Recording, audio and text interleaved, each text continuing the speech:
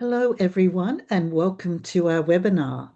This is the fifth webinar in a series that's marking 25 years of Resilient Leaders Elements in 2025.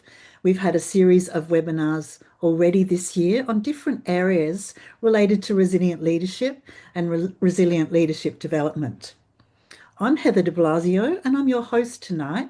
And you may realise that I'm speaking with an Australian accent and I'm coming to you from Adelaide in South Australia, where it's almost summertime. And I'm being joined by a panel of four experts in resilient leaders development and who are also my fellow resilient leaders consultants. And I'm actually going to be asking them to introduce themselves to you with a little bit of detail about the lens they bring to this topic and also what they're noticing about young people and their lives that makes conversations about resilient leaders development so important in our times. So we'll head over first to Will. Welcome, Will.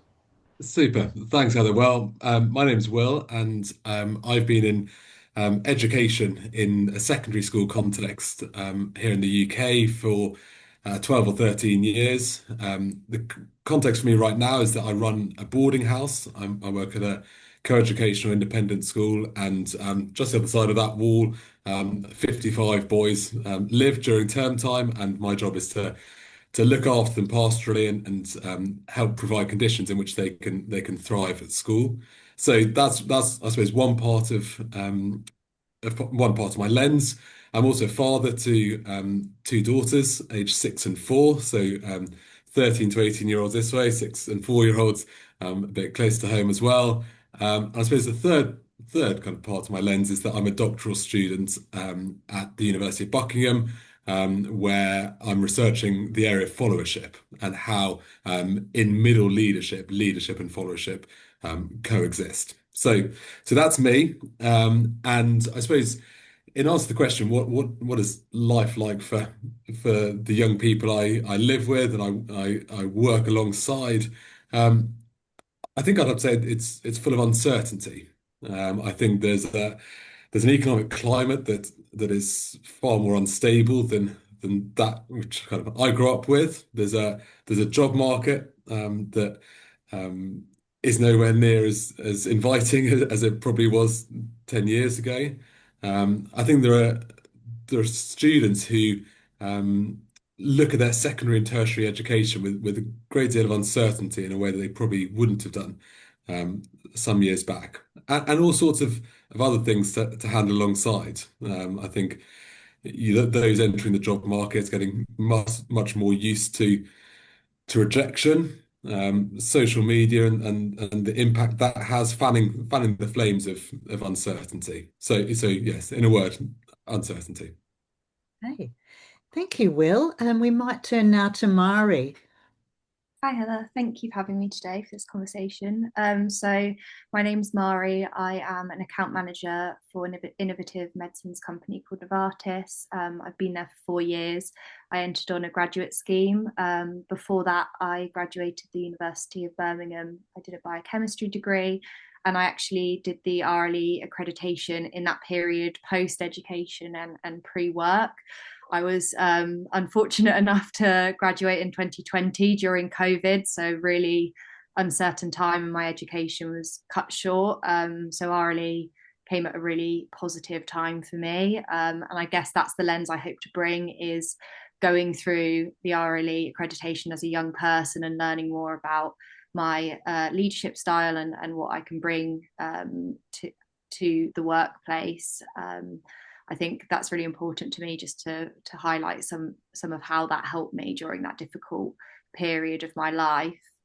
I was trying to think about kind of young people, myself, my friends, my colleague, people around me. I'm 26, so I'm not that young anymore, but still, I think I'm the cusp of Gen Z, so I just about make it into the cool category, if you like. But I think the main thing for me was, Will's kind of touched on it, is this age of social media and technology, I think I'm the first generation to really have that for our entirety of our lives in our personal and work life. And one thing that really struck me is this kind of idea of influencers, but also just everyone portraying this idealized version of themselves on social media, and that loss of authenticity of self and other people and our environment around us. So I think that is really important to think about in terms of resilient leaderships. A lot of people are showing success and how easy it is and not showing that authentic side of themselves and the failures perhaps. So for young people like myself, it seems easy to have a $1 million business or have a side hustle that just works on try one. And I think that relationship with resilience, we're used to getting answers straight away. We can Google things, we can use AI, and it can be perhaps difficult to know and relate to people in terms of what we actually need to be resilient leaders and to get those answers and that success. Some other things that I thought about was I have a lot of friends in tech. So there's a lot of uncertainty around job roles and the loss of job roles for young people. I think that's really important. And then also people coming into the workplace. So people that are looking for graduate roles, a lot of people that I know do hundreds of applications. I've gone through applications where you don't even interact with a human until you've got to third, fourth round interviews. And that the resilience it takes to go through those processes, and without any feedback. We're used in the education system having constant marks out of 100, constant grades, having that feedback readily available, and you lose that as a young adult for the first time perhaps in our lives, and that's really difficult. So that's why I think this conversation is really important today. Thanks, Heather. Thanks very much, Mhairi. And over to you, Justin. Hi, everybody. I have to say I'm coming at it from in some ways, similar context, but in other ways, a different one. I work in a primary school, which is a 2 form-entry primary school. It's in Morden, which is a London borough of Merton in South London. I've been here for 16 years, and I've seen a lot of change during that time. We take children from the age of 2 all the way up to 11 years. And my kind of, I guess my lens is not only the children that come into school, and actually you might hear them later because they're through my wall, they're practicing their nativity already. But you know, there's lots of need at the moment for children to be resilient. You know, there's lots of pressures on them, and we've heard about that from a young teenager point of view up to adulthood. But actually, even in the primary setting, there's a lot of influence that we experience and that our children are coming into. And I'll be talking about that a little bit later, I think. But that online influence that they sometimes have, they're starting to get into the world of social media, even though many of them shouldn't be because of the age restrictions. But we do have to focus on that. And just thinking about young adults specifically, I've got 3 young adults at home as a dad. I'm a parent of 3 boys, 18, 21 and 24. And I do feel that, you know, the pressures on them are quite significant right now. I was reading something that Gen Z adults, you know, they are going to have 17 jobs potentially across 5 to 7 careers. And I've had, I think, 1 career and some other little jobs here and there personally. So it's a very, very different market. It's a very different place. And I think resilience is going to be a really crucial element of their success.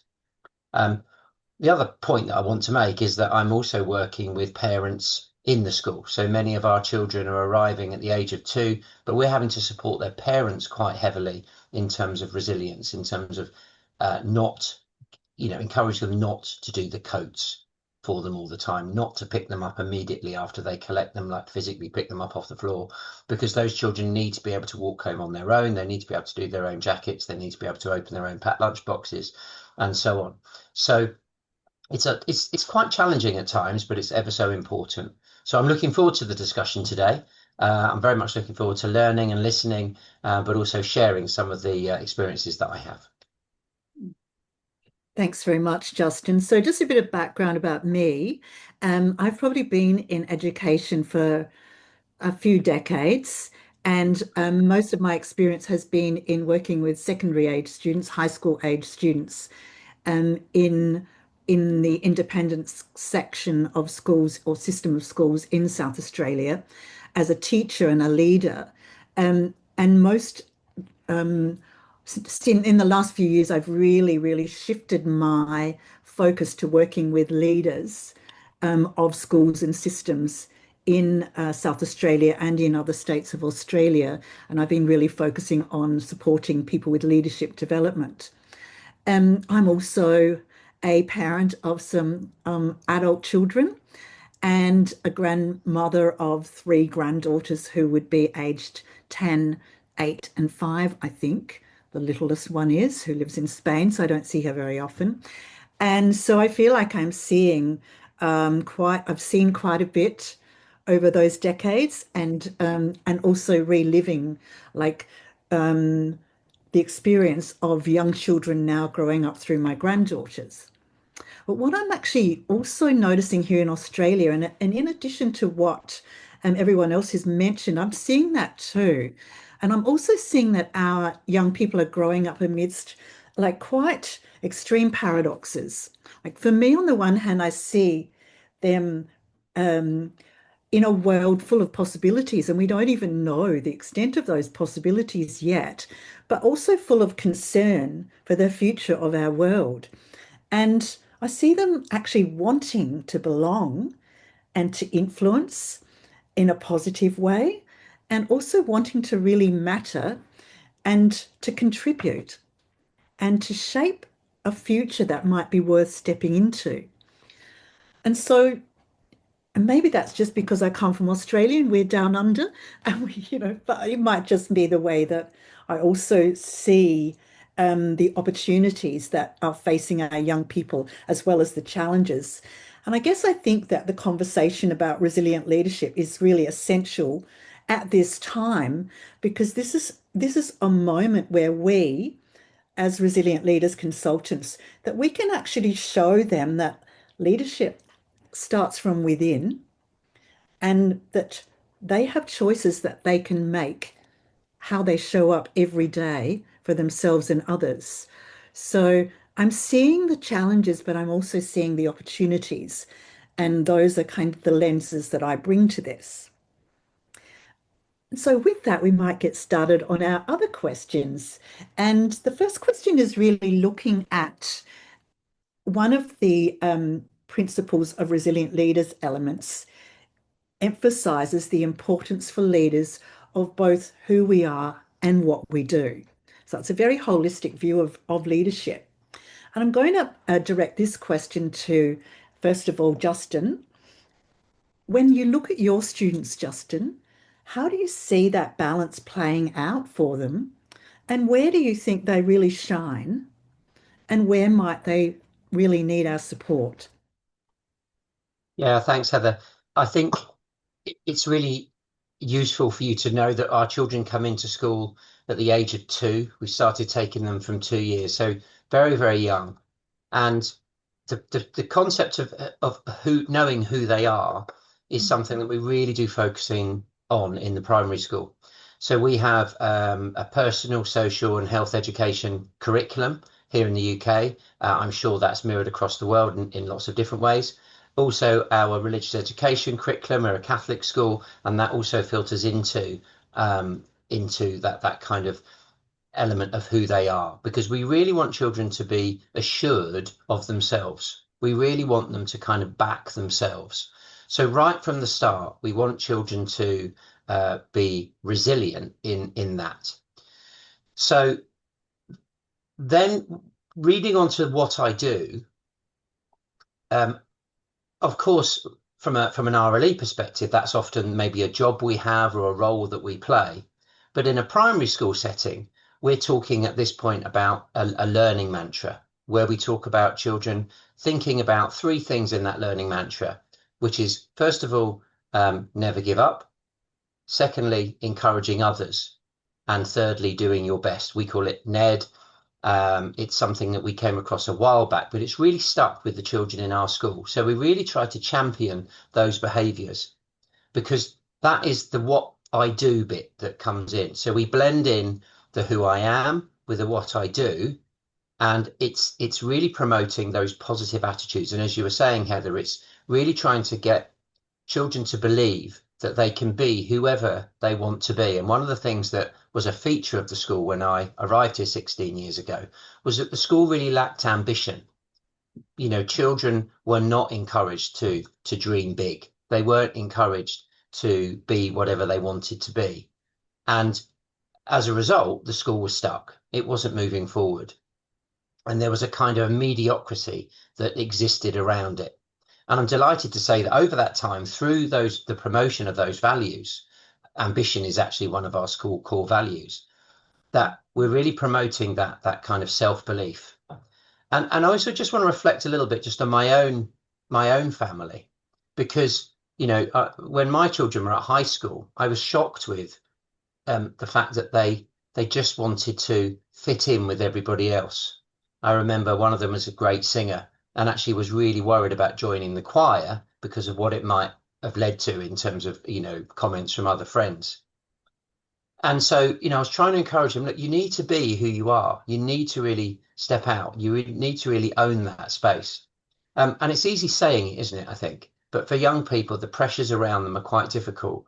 And actually, we do see it back in the primary school setting with regard to fashion.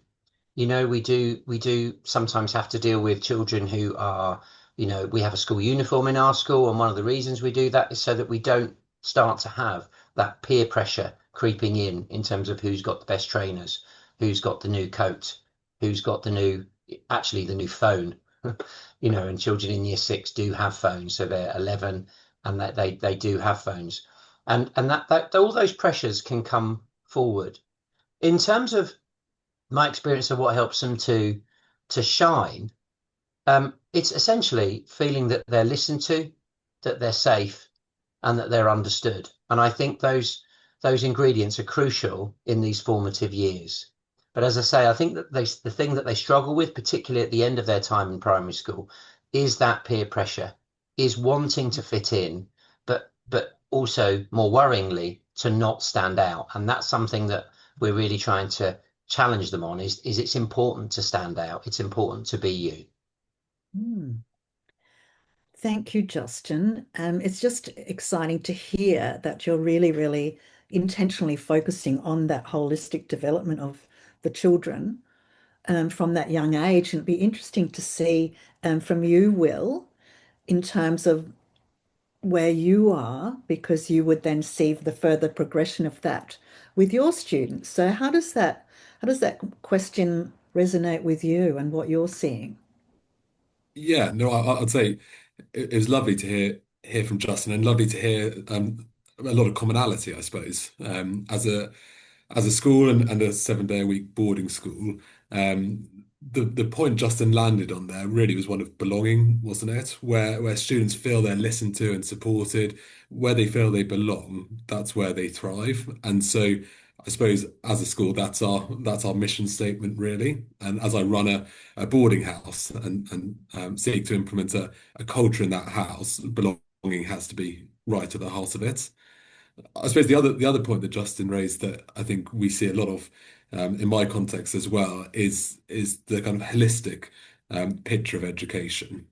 So our kind of school mantra, I suppose, is whole person, whole point, and that's not just a way of explaining the breadth of the co-curricular program and all the stuff that students do at school outside of the classroom, but also, I suppose, how much we care about their personal development.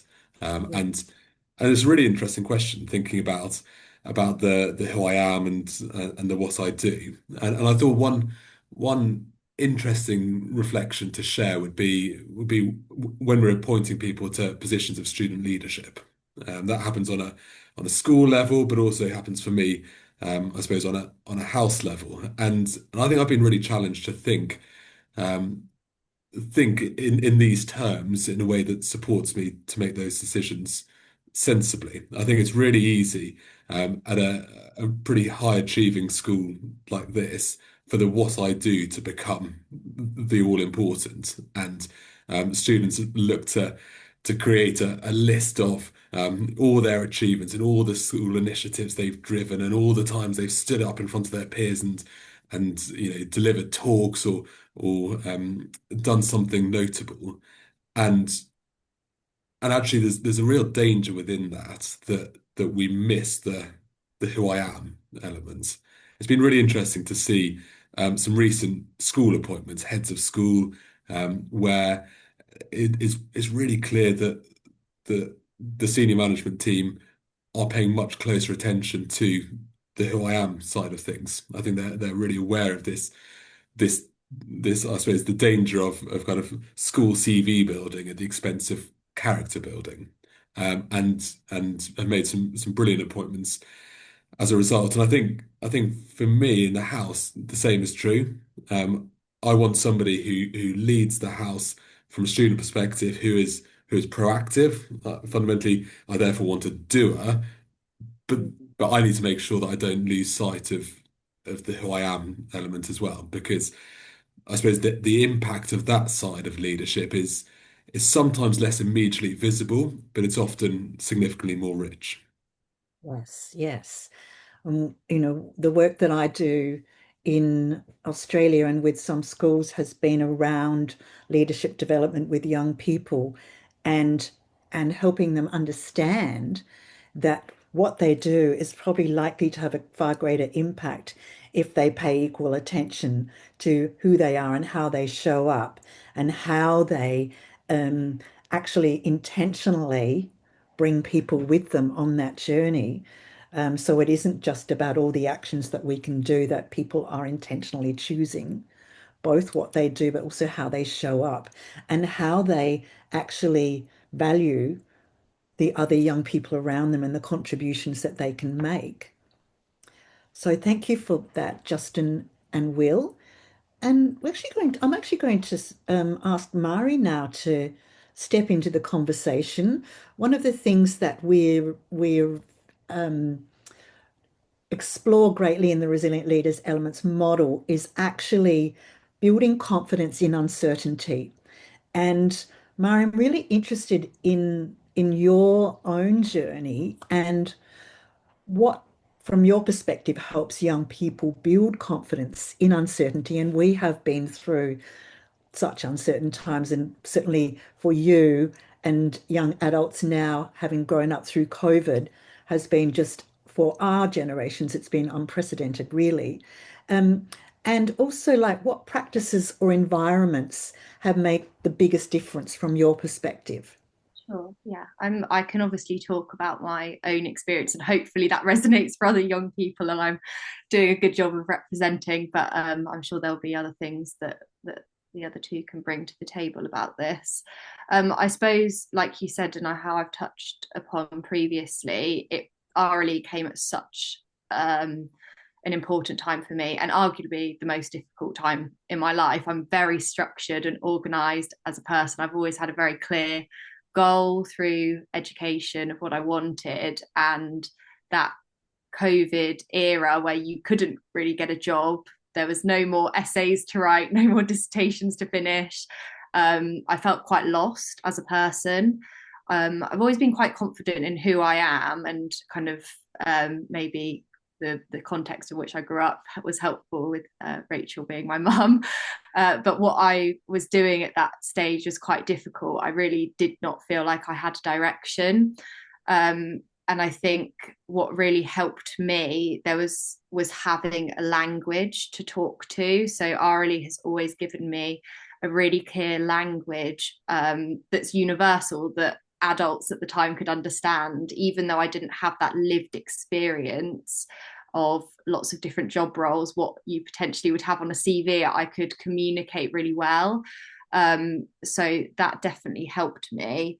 Going through the RLE, there was a couple of standout moments that I remember to this day. First of all was setting a goal.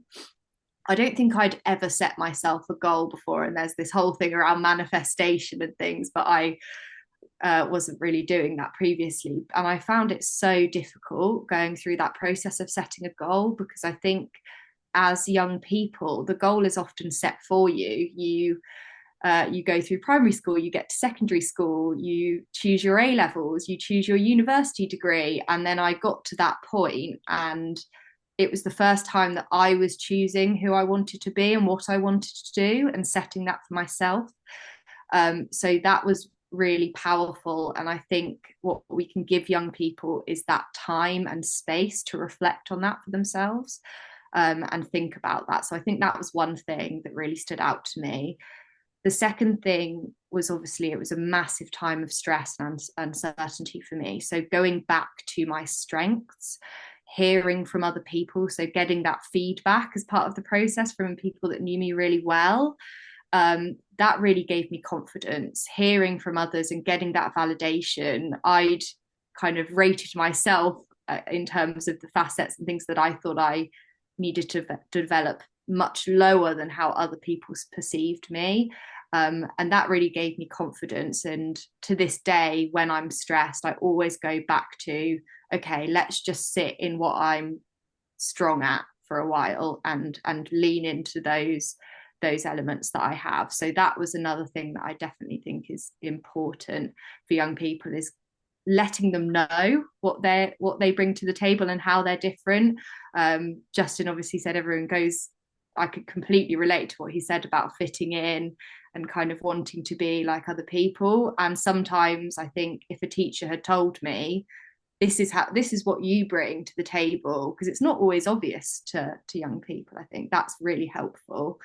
The last thing that was quite practical and I think could support young people is, we obviously went through the strength engine and the challenge engine.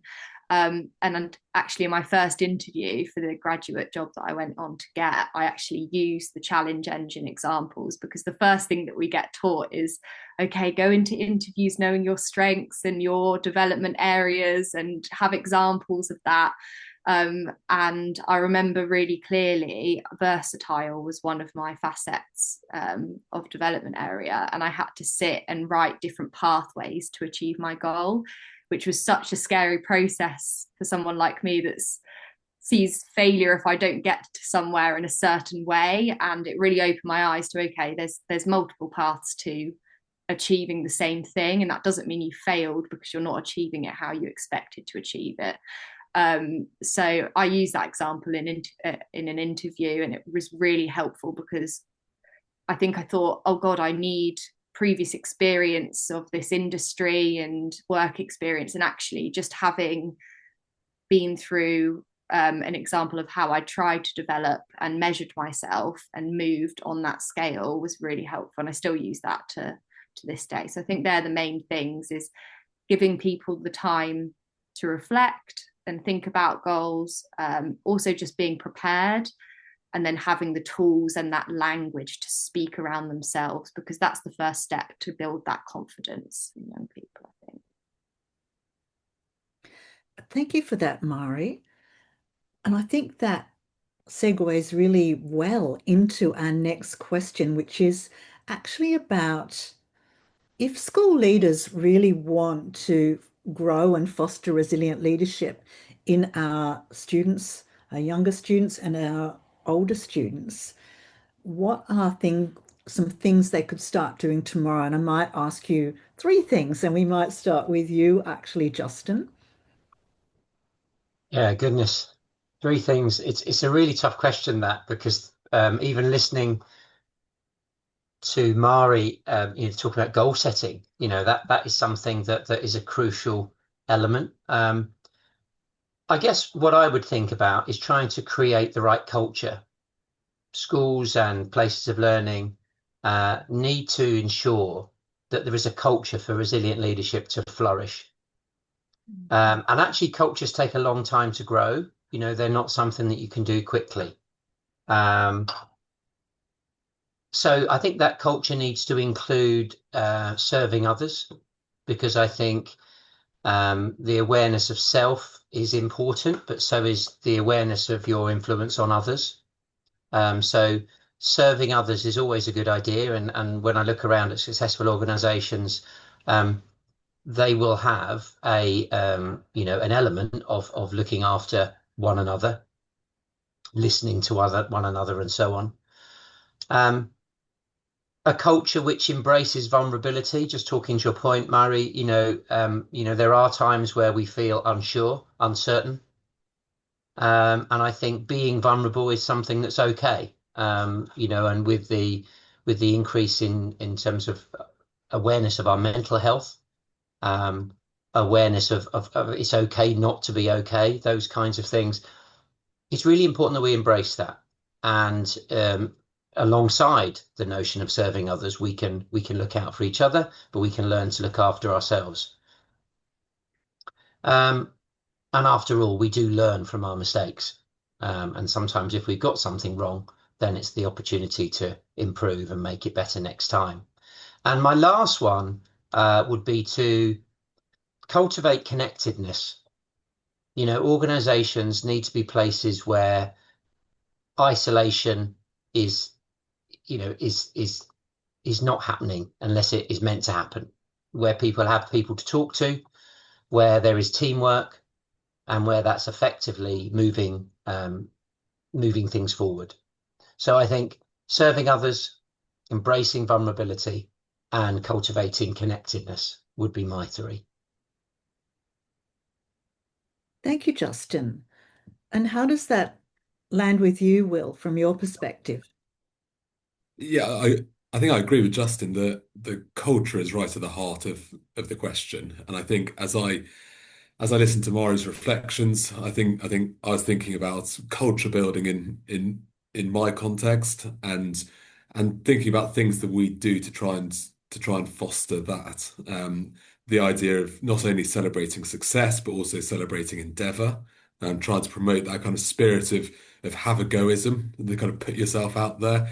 Um, uh, yeah, celebration. I suppose as well a culture of peer support is really, I suppose, really warming to hear Mhairi speak about how validating it was to have friends pick up areas of strength, and I think that's something which you hope becomes part of the culture of a school or a class or in my case a boarding house. Do you have friends who rightly champion you, who pick out what you do brilliantly and make sure you know about it and others know about it?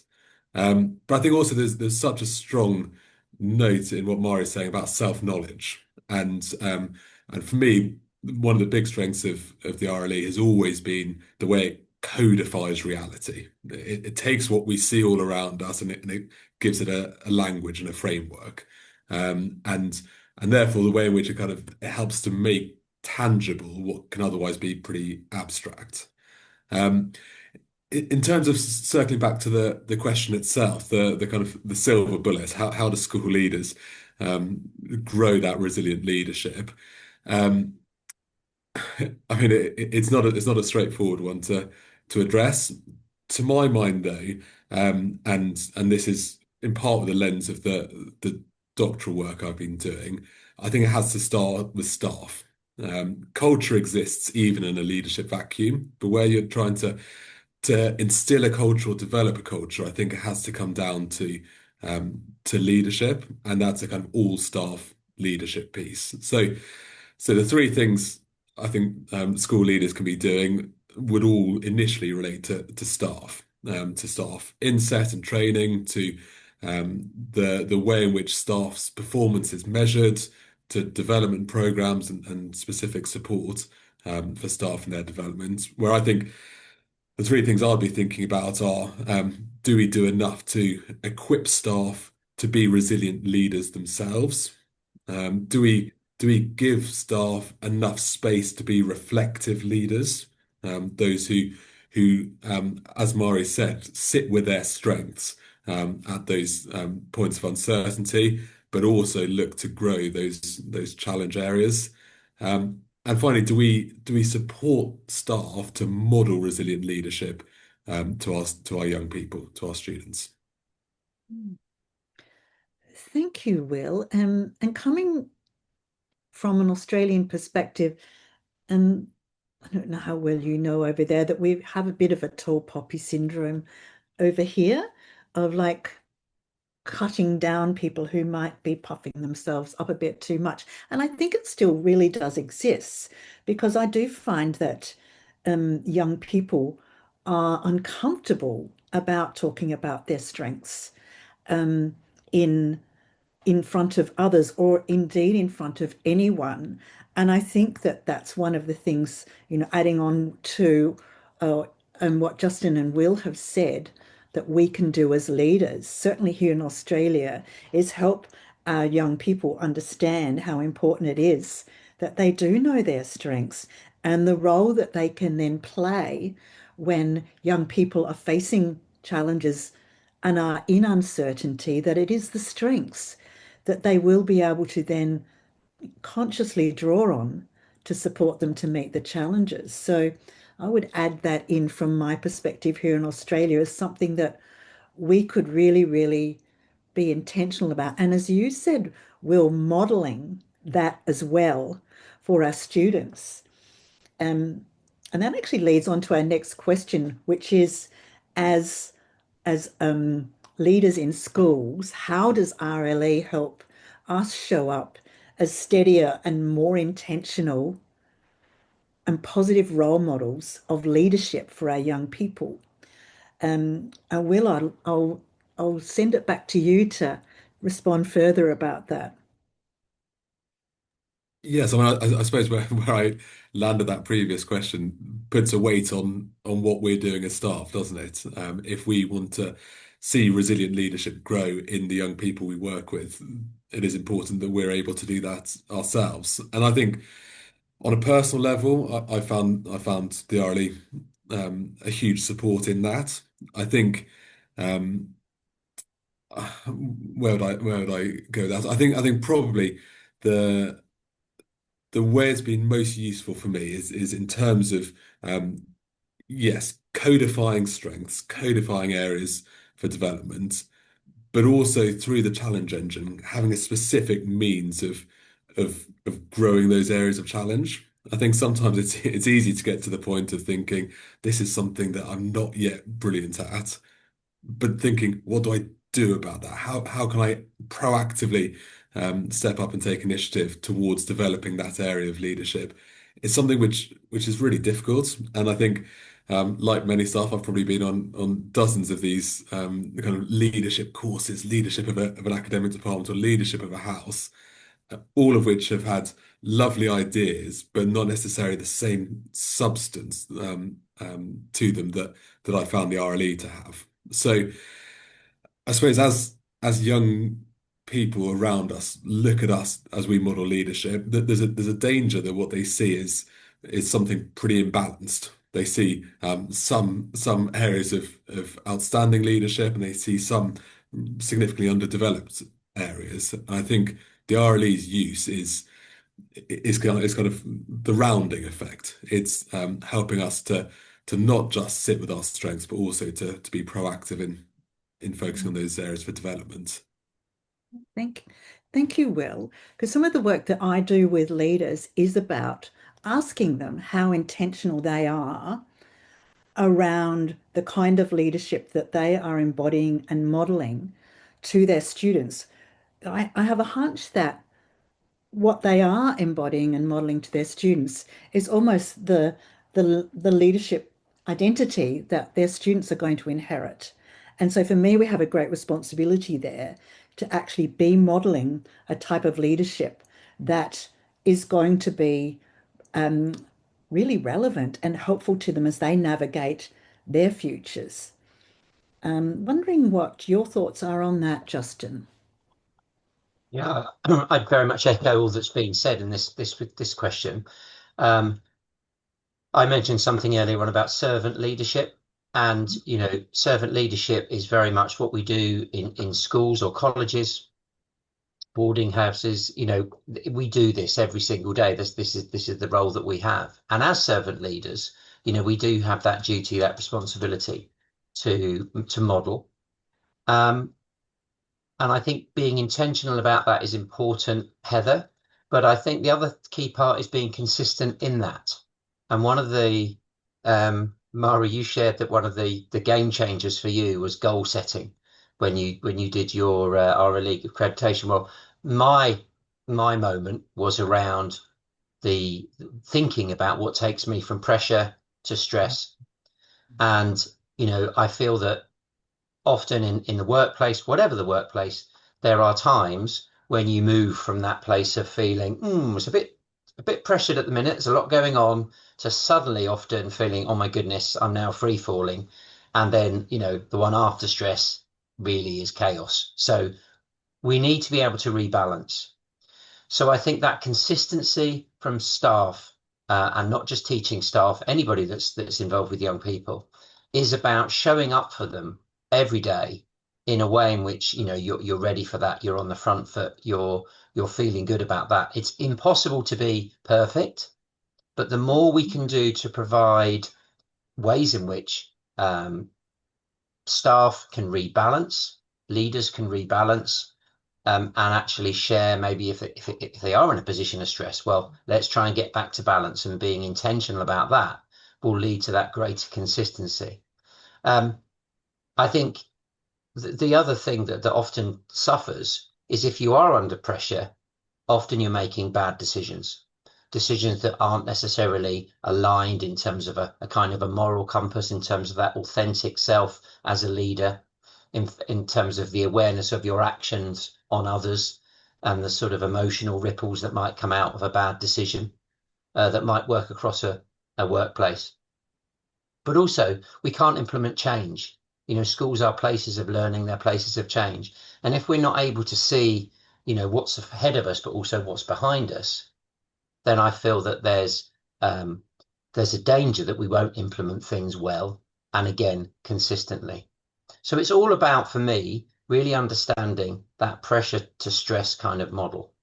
And I think, generally speaking, it's trying to keep in that balance of perhaps having a bit of pressure that you're aware of, but nothing that leads you into that place of stress. And I think that's ever so important. And that is a key part of the RLE, which I think is absolutely spot on for leaders in any organisation, not just educational organisations. Thank you very much for bringing that up, Justin, because that's and here in Australia there, and certainly in many fields of endeavour where there is a sense of a mission, of a commitment to something greater than ourselves, like in some of the service industries that some of our young people might be going into. Often that kind of exhaustion is almost worn as a badge of honour. And it's not a good thing for our people, or to be modeling for our young people and actually helping them see that we actually have choices and we can switch off the autopilot and be intentional about it not being a luxury to actually not only notice when we are going from pressure to stress, but actually choosing those kinds of things that will help us reset and rebalance in a really intentional way so that we can contribute more. So thank you for bringing that up.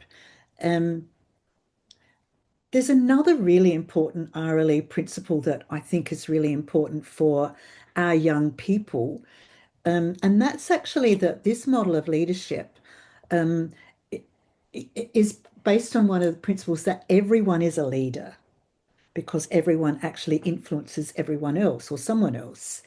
And I'm really interested in your thoughts on how we can help young people feel that, and that they matter, and actually to recognize the kind of influence they can have. Um, and they will be able to see their capacity to make a positive difference, even in uncertainty. So I'm just wondering what your thoughts are on that one, going back to you, Justin, in terms of how can we help young people say that much broader perspective of leadership than perhaps they might be seeing in social media. Yeah, I think I just wanted to share, just to lead into this. I lead a cycling club in school. So last night after school, we had children whizzing around on the playground, and it was the last one of the sessions. We've had 10 sessions. They can all now cycle their bikes. They couldn't ride a bike before they came. And I was asking them afterwards, what's it been like for you? And I was specifically talking about resilience because I wanted to try and find out from them what being resilient is like. I thought they might just talk about doing their best because that's one of our NED values that I talked about earlier. Um, and Ian did say that, so he's 6, and he said resilience is never giving up and doing your best. So I was pleased to hear that from him. But Jewel said to me, she said she's 7. She said resilience is being courageous and bold. That's what my mum tells me. And I think we want to encourage children to be just that. We don't, it's such a shame when children don't have that courage and that boldness to put themselves forward. But the point of encouraging others is something that is so important to do, because I think it's just about that, the fact that children really need to know and back themselves. I can't underestimate how important that is. So in terms of them stepping into leadership roles, it's feeling that they have a place, they can see themselves in it. There are other role models like them, who they can associate themselves with. And therefore, we need to make sure in schools we provide images and ways in which they can see themselves in those other leadership roles and in those models. So I think that's where it begins for me. And in those moments of uncertainty, it's where you can dig deep and where they can really think about what their mum has told them about being courageous and bold. So I think that's what I'd say about that one. Yeah. And Justin, how about for you? Oh, sorry, Will. Just heard from Justin. Yeah, no, I think it's a really interesting question, the kind of fluidity of leadership, stepping forward into leadership roles and stepping back. And I think it's probably where two of my different lenses come into play. That of an educationalist and also the research I've done into followership, which is I suppose looking at the leadership angle from the reverse perspective. And I think the things I'd say, first of all, on a school level, working with young people, is that there are barriers to them stepping forward into leadership positions, whether formal or informal. And sometimes it comes down to a pretty outdated view of leadership. And I think some of the young people I work alongside probably are stuck in the mid 19th century in terms of great man theory. Leaders are born, not made, and therefore they look at other people and say, well, they're a leader, but I'm not. And there's a real risk that itself is probably the biggest barrier to them actually stepping forward and taking a lead. But I think there are others as well. Apathy.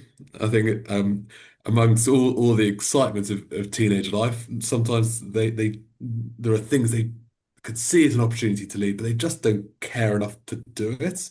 Sometimes it's laziness. I do care about it, but um, I'm not actually going to put that into action because other things are more appealing. But I think predominantly it's fear. It's the fear of putting yourself out there, stepping forward into a leadership role, and not knowing how things will go. It's that uncertainty point, I suppose, that I started with, and it's scary, isn't it? As a teenager, as Mhairi said at the start, the kind of peer pressure, the desire to fit in. The moment you step forward and take a lead, you're putting yourself into a position of vulnerability.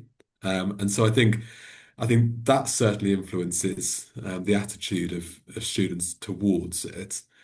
I think for what it's worth, and this is probably the followership lens, I think there are probably barriers to stepping back as well. If those are the barriers to stepping forward into leadership, I think there are barriers to stepping back, and I think we're pretty reluctant generally, but our young people in particular, to embrace the idea of followership, the followers having value and doing more than just a kind of blindly complying with what their leaders instruct them. So that proactive followership, I think, is something which is pretty unnatural. It's not instinctive, and therefore I think there's a richness in examining that in the lives of young people. So I'm talking there about followers who are not just accountable to their leaders, but are actually accountable for their leaders as well. So they're sense-checking leadership decisions. They're willing to stand up and say, I wonder whether we need to look at this again, or I wonder whether this angle helps illustrate things further. Followers who take initiative on a task level, but also on a relationship level, don't just leave relationship building to their leaders, and those who collaborate and do what they can do as competently as possible. So I think there are barriers to stepping forward and barriers to stepping back. But at root, I think the most important thing is students realizing that leadership is learnable, it's trainable, and therefore having the confidence to step into those opportunities wholeheartedly. Thank you, Will. And it's actually really kind of sad to think that we are still being bound by, as you mentioned, kind of 19th century models of leadership, which exclude so many people from the opportunity to be leaders and make a contribution. And for me, I think that's one of the most important responsibilities that we have. And we have working with young people and helping them see that there are different models of leadership and that there is no one cookie cutter size fits all type of leader that is going to be the one who is the destined leader, that these things, as you said, can be developed, and needing to understand that leadership development takes time. In the world of kind of instant gratification that perhaps they live in, sometimes there can be too easy to think, well, that's not for me because I never thought I was a leader, and I don't seem to be seen as a leader by others. And to actually understand that, like most things, that we can develop these things through intentional application and knowing that it will take time to develop mastery. So I think that's I really agree with you on that, certainly from what I see with the young people that I work with. And on that note, and Mhairi, as the youngest person on our panel here, um, that notion that leadership is fluid and that when you understand your strengths, when you can step forward to lead because you are the best place to lead, and also step back and support when someone else is better placed than you to lead. So I'm wondering, like, as the young person on our panel, like, how do you respond to that idea? And, where do you think there's an opportunity for us to support young people more and guide them to understand that? Well, firstly, I completely agree with what Will just said, and this answer might echo some of what he said. But I think that fear is real. When I first heard the phrase "everyone leads," it took me a minute to process that, because I think we do grow up to an extent, rightly or wrongly, with that traditional leadership, and kind of every element of your life you have figures of authority, whether that be teachers or students or coaches and athletes, whatever it may be. When you're growing up, there is that kind of traditional roles that you have to dispel, and that model obviously really supports with that. So I guess from a guiding principle would be making people aware that everyone leads at a young age is really important. What I think the RLE, going into a workplace, as I've kind of touched on, and having those tools and that language, I felt a lot more confident in doing that and having meetings with perhaps people that had 50 years of experience on me, or 30 years, or however long it may be, because I knew who I was and I was still developing my leadership style. That was really helpful, because I knew when I should step up. And we actually have a principle at our work called unbossed, so leading from the bottom. So they had that element in different words in my organization anyway. So hopefully I could live some of that from the off because of RLE, which was really helpful. The thing that I would say in terms of guidance, and touching on what Justin and Will have said, there's a lot about role modeling kind of leadership. I think also I love the phrase that Will used about celebrating endeavour, and Justin talking about vulnerability. I think we've also got to champion kind of those things. So giving it a go, and maybe not working, and maybe it failing. I think showing that is just as important as showing all the strengths of your leadership as well. Because without that, young people aren't going to have the confidence to then try it themselves. I think that's really important, and it's not often people want to show failure and things like that in these environments. So but we have to be able to do that for other people to then follow us. I think that's quite important to me, and just having that empathy and that space for young people to do it, I think, is what I would say on that.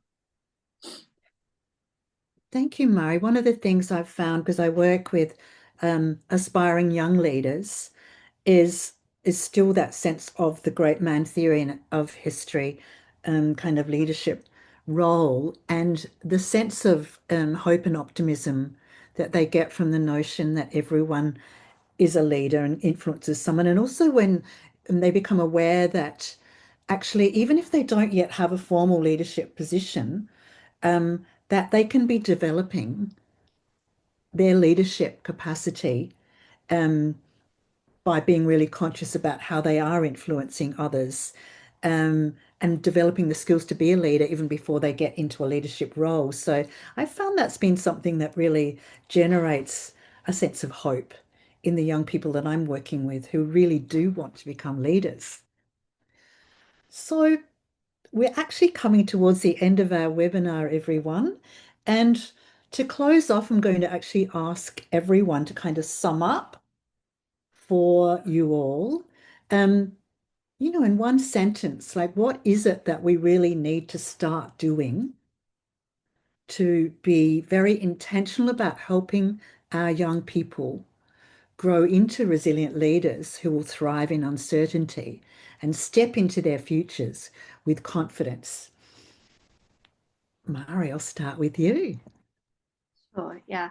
I think I would say kind of what I've said previously, but space to reflect on who you are, what you do, what you bring to a table, and having that language around that. So the RLE language, it just gives a universal framework to be able to confidently articulate who you are and what you're about.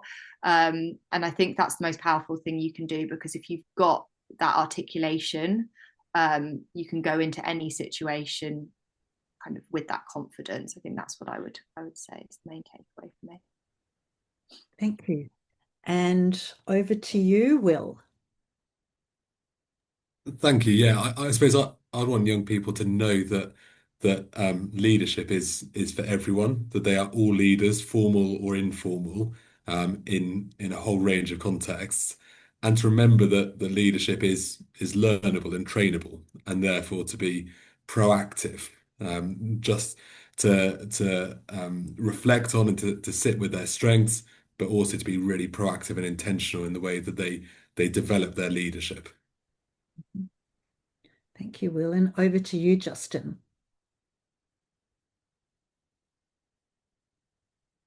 I think you're on mute still, Justin. Someone had to do Yes, it. We did a whole webinar. Yeah, up until that point. Yeah. I think I'd be looking to continue to champion the fact that we need to provide spaces for young people to be vulnerable. We need to provide spaces for them to feel connected to one another. And I can't think of a better way to put it than the learning mantra in the school that I'm in, which is to never give up, to encourage others, and to do your best. And I think they're easy things to remember, and they're our own little strength engine, if you like. Yeah. Thank you, Justin. And for me, it's all about being very conscious of the role as important figures in the lives of our young people, that we are very intentional about how we show up, and how through our decisions and the actions that we take and how we speak, we are creating that role model for a legacy of leadership that will really support our young people in being resilient leaders so that they can create the futures that they want.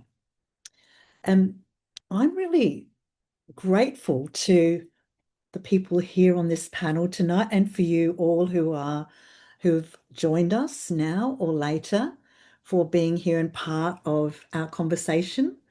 I hope that it's helped you in understanding how you can be of more support to the young people in your lives, and also prompted some thinking as well about what it might mean for you personally. So I'd like to thank the panel here for being part of the panel, and also for everyone who's joining the webinar for joining us and being part of this conversation. And just a reminder that there is one more webinar in this series that's coming up on the 10th of December, and it is about resilient leadership in the age of AI. So it's going to be a fascinating topic and one of great interest to all of us, I know.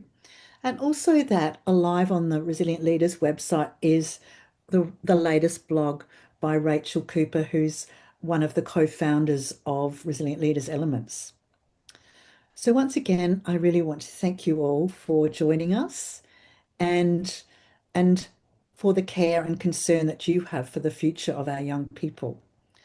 So I'll say actually have a good evening. It's probably have a good morning or a good afternoon wherever you are, and look forward to furthering this conversation with you.